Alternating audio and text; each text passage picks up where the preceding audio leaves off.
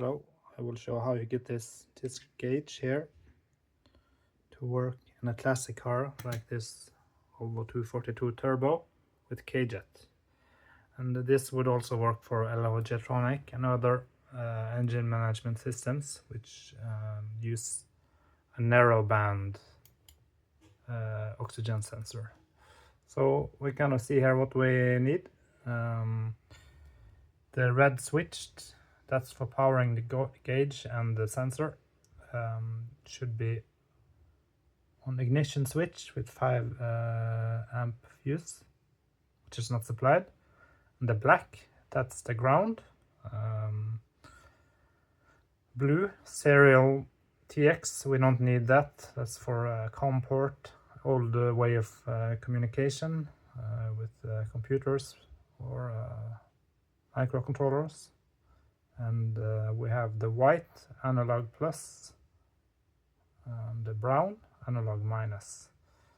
That's kind of the two we kind of care about in this project. And also there's the green and black AEM net minus, white and black AEM net plus. Those are basically canvas for aftermarket EFI. And there you have some hints about how to fit it, and yeah, some optional connections here. But for our use case here and now, we kind of care about this gauge, and we care about this sensor here.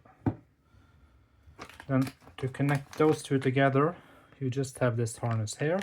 That's kind of, one end has this white plug or connector, and the other has the wideband, right? So those are plug and play.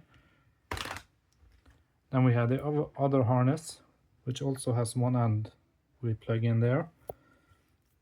And here, as I said, red, that's going to your switch, positive with 5 amp fuse.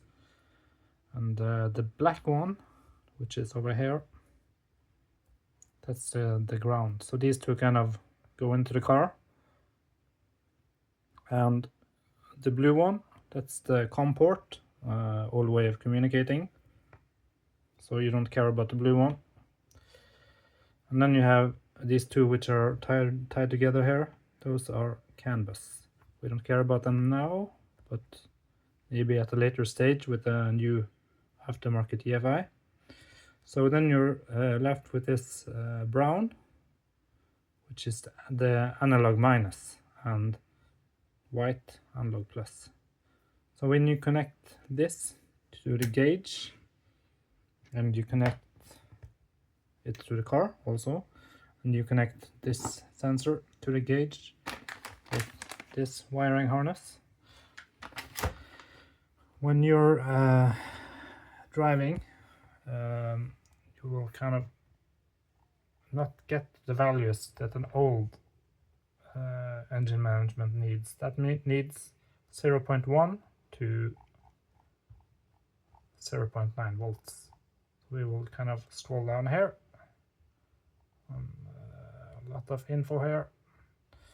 So this is what you get out of this system. You don't get below, or you can't use the values which are below 0.5 volts, because then the sensor is not ready. It basically means it's warming up, so those values aren't worth anything. And if you get above 4.5 volts, there is a sensor error. So the usable range is 0.5 volt to 4.5 volt. And then we care about the AFRs to the right and the lambda values. And we also have this here, the 0 to 5 volt analog output, AFR and lambda, kind of how to calculate them based on the volts. So what you kind of need is something like what I have here, which does the conversion. So the way that works is that I have this board here, the Arduino Uno R4 Wi-Fi, You don't need the Wi-Fi model. You can do with this with kind of a lot of Arduino boards, but this one has an analog to digital converter on this pin here, which is called A0, and that one we can use to output 0.1 to 0.9 volts based off the voltages we get from the digital sensor. So this A0, the one that's purple here, that one is actually an output, right? And that one will go to the car ECU. And the red one, which is the input, that one will go to this harness to the white one, because it will read the volt that the white one gives out. So it's basically like this. These two connect. So this will show, this is the live charting of how it will output voltages to the car ECU, in my case the kjet. So when the chart goes to the top, that's 0.9 volt. When it goes to the bottom, that is 0.1 volt. So, and this ground here goes to the sensor ground, which is this one, the brown one. Yeah, so that's really easy. So it's just connecting those few wires. And this one will also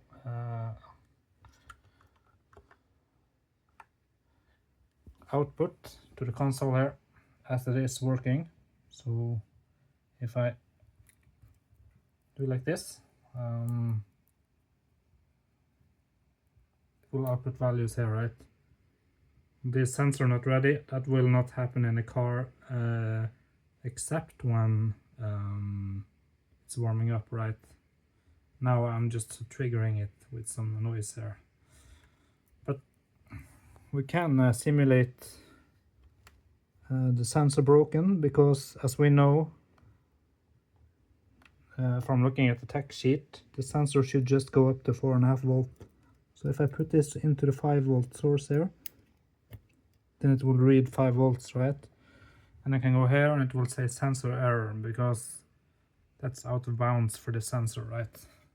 Then it will give some default value here to the kjet or whatever.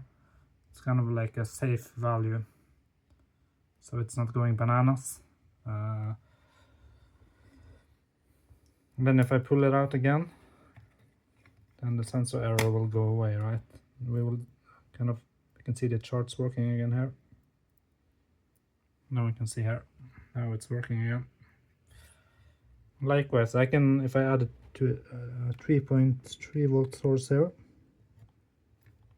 then it was also kind of locked down here at, yeah, then it will give out 0.7 volts to the kjet, right?